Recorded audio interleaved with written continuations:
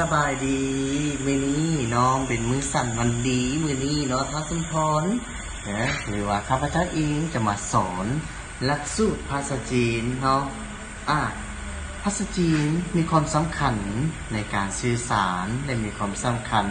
ในการเฮ็ดธุรกิจเนาะนอกจากนั้นแล้วภาษาจีนนี้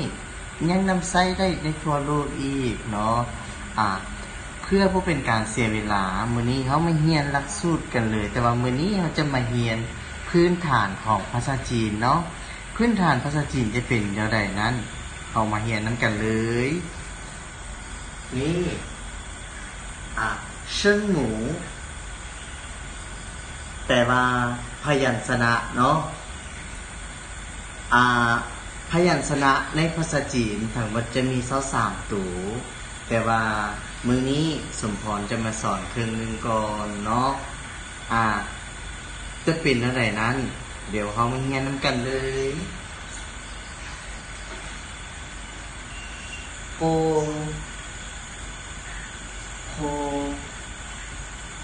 โมโฟเตเตเนเนเกเค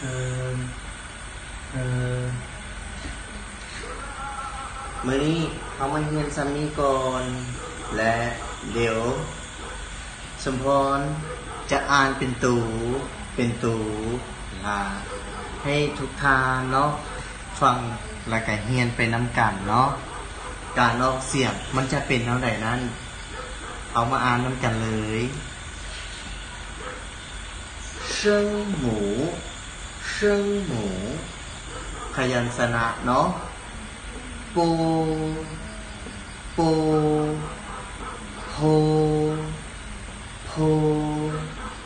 โมโฟเตเคเนเล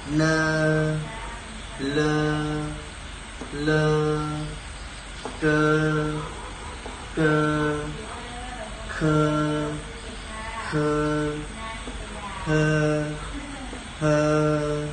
เจ้าเป็นอะไรเนาะถ้าหากว่า